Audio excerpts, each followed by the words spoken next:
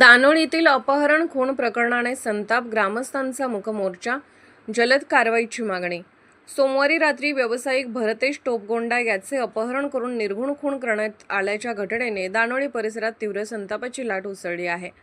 या घटनेच्या निषेधार्थ गावकऱ्यांनी मूकमोर्चा काढत जयसिंगपूर पोलीस ठाण्यावर धडक दिली आणि उपविभागीय पोलीस अधिकारी अमोल ठाकूर यांना निवेदन सादर केले।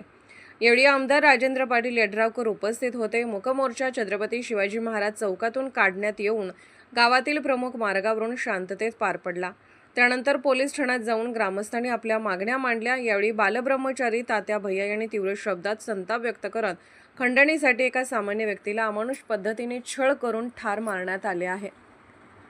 या घटनेविरोधात गावकरी शांततेत निषेध नोंदवत आहेत असे सांगितले। ग्रामस्थांनी निवेदनात भरतेश टोपगोंडा यांच्या हत्येचा तपास जलद गतीने करून सर्व आरोपींना तात्काळ अटक करावी, पोलिसांच्या दिरंगाईची चौकशी करून संबंधितांवर कारवाई करावी, कुटुंबातील एका सदस्याला शासकीय नोकरी द्यावी, तसेच हा खटला जलदगती न्यायालयात चालवून सक्षम वकील नियुक्त करावा अशा प्रमुख मागण्या केल्या।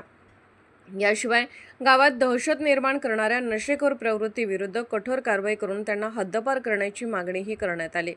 मागण्यांकडे गांभीर्याने लक्ष न दिल्यास मोठे जन आंदोलन छेडण्याचा इशाराही देण्यात आला। आमदार राजेंद्र पाटील यड्रावकर यांनी जनतेच्या भावना लक्षात घेऊन प्रशासनाने समन्वयाने काम करावे असे सांगत संपूर्ण परिसर नशामुक्त करण्यासाठी उपाययोजना राबवण्याची सूचना केली। उपविभागीय पोलीस अधिकारी अमोल ठाकूर यांनी सांगितले की वरिष्ठांच्या मार्गदर्शनाखाली पारदर्शक आणि सखोल तपास सुरू आहे। पुढील 2-3 दिवसात चित्र स्पष्ट होईल। पहाटेपासून कॉम्बिंग ऑपरेशन सुरू असून अनेक संशयित रडारवर आहेत। नोंद असलेल्या गुन्हेगारांची कसून चौकशी केली जात आहे। पोलिसांच्या कामातील दिरंगाईची ही चौकशी सुरू आहे। या मोर्चात सरपंच सौ सुनीता वाळकुंजे, जिल्हा परिषद सदस्य नंदिनी कांबळे, पंचायत समिती सदस्य दीपाली होगले यांच्यासह ग्रामपंचायत सदस्य, टोपगोंडा कुटुंबीय आणि शेकडो ग्रामस्थ मोठ्या संख्येने सहभागी झाले होते। निवेदन मुख्यमंत्री, गृह सचिव, पोलीस महासंचालक, विशेष पोलीस महानिरीक्षक, जिल्हा पोलीस अधीक्षक व संबंधित अधिकाऱ्यांना पाठवण्यात आले।